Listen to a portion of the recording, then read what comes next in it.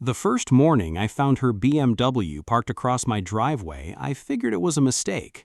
By the eighth morning, I knew it was a message. But here's the part nobody saw coming, not even me. The boom barrier I installed wasn't the twist, it was just the beginning of one. If you've ever had a neighbor decide your property is just an extension of theirs, stay with me, because this story has a turn near the end that even Carol didn't expect. And she knows me better than anyone alive. Before I get into it, if you enjoy stories about regular people who refuse to be pushed around, hit that subscribe button and drop a comment telling me what you would have done in my place. Now, back to the driveway and to a woman named Denise who thought she'd never have to answer for anything. My name is Walter Higgins, 66 years old, retired after 31 years running the parts department at a tractor dealership outside Lansing. My wife Carol and I bought our house on Birchwood Lane for the quiet. No traffic, no noise, just our garden and our 2 dogs, and the kind of peace you earn after a lifetime of early mornings. That peace ended the week Denise Calloway moved in next door.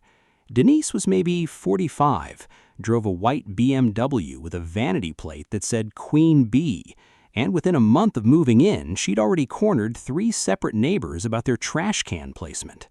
The first time her car blocked my driveway, I knocked on her door and explained, polite as you please, that I needed to back my truck out for a doctor's appointment.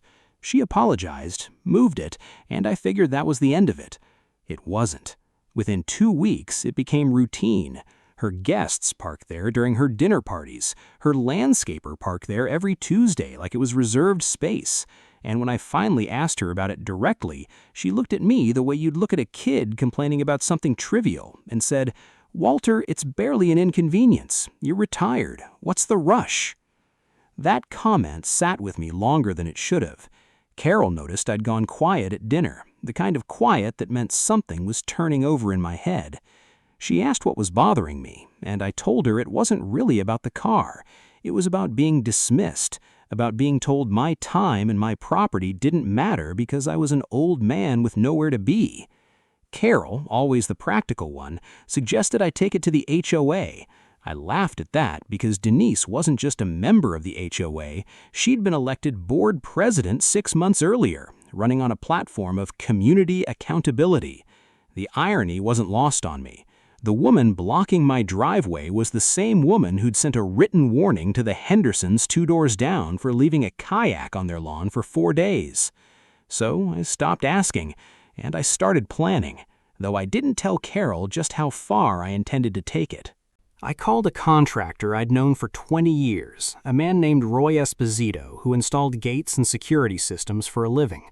I told him what I wanted, a motorized boom barrier at the foot of my driveway. The kind you see outside parking garages, strong enough to stop a vehicle and triggered by a remote I'd keep on my keychain. Roy raised an eyebrow and asked if this was really about a parking spot. I told him it was about respect, and that seemed to satisfy him. It took 8 days to install, and I didn't say a word to Denise about it, mostly because I figured she wouldn't believe me even if I had. This wasn't revenge in my mind. This was simply a fence with a motor, finally giving my driveway back its dignity. The morning it happened, I was inside drinking coffee when I heard her engine roar to life next door. Denise came tearing out of her garage the way she always did, sunglasses on, phone pressed to her ear, and turned straight into my driveway like always, planning to use it as a quick turnaround. Except this time, the barrier was down. I heard the screech, then the silence, then the specific kind of silence that tells you someone is sitting in their car trying to process what just happened. By the time I walked outside, Denise was standing beside her BMW, staring at the bright yellow arm resting across her hood, without a single scratch on the car, just stuck, completely and undeniably stuck, in my driveway. She turned to me with the look of someone who had never once considered that consequences applied to her, and said, "Walter, what in God's name is this?" I told her, calm as I could manage, that it was my driveway, same as it had always been, and that I'd simply made sure it stayed that way. Here's where I expected the story to end, with her furious, maybe threatening to call someone, maybe storming off to file a complaint against her own neighbor with her own board.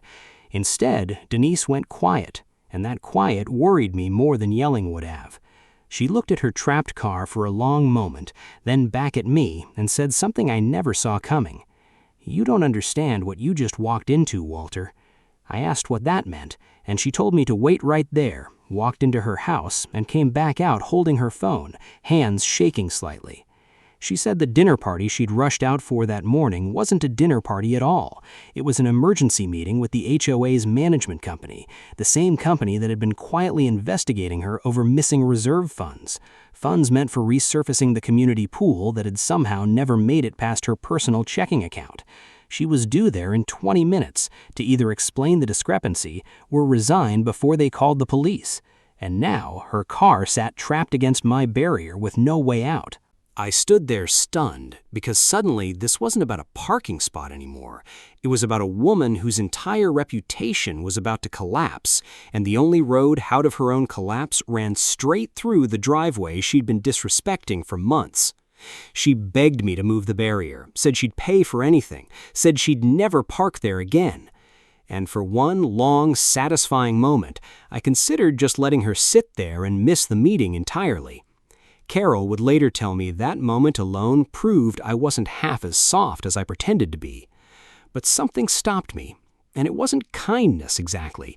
It was curiosity. I asked her if the missing money was really gone or if it was something she could still make right. She admitted, voice cracking, that she'd borrowed against it during her divorce, fully intending to repay it, and had simply let the deadline slip past out of fear and shame rather than malice. I raised the barrier myself, and as her car rolled free, I told her I'd drive behind her to that meeting, not to rescue her, but to make sure she actually showed up instead of running. She looked at me like she didn't understand why a man she'd disrespected for months would offer her a way to face her own mistake instead of letting her drown in it. I told her the truth.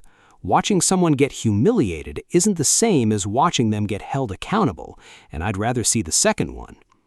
At that meeting, Denise didn't deny anything. She laid out a full repayment plan on the spot, using savings she'd been too proud to touch until that morning, and resigned from the board before anyone could vote her out. The real twist came 3 weeks later when Denise knocked on my door holding a folder thick with paperwork. Instead of an apology, she handed me a check covering not just her broken promises about the driveway, but actual compensation for what she called 6 months of disregarding a good neighbor. She told me the boom barrier taught her something larger than parking etiquette, that respecting boundaries, the literal kind and the financial kind, were really the same skill, and she'd been failing at both. These days, she waves when she sees me trimming the hedges, and last Christmas, she left a bottle of good bourbon on our porch with a note that just said, "Thanks for catching me before I fell all the way." Carol still teases me about becoming the kind of man who installs medieval gate technology over a parking dispute. But she also admits the barrier did something neither of us expected. It didn't just protect my driveway, it exposed a truth Denise had been driving past every single day, right alongside the BMW.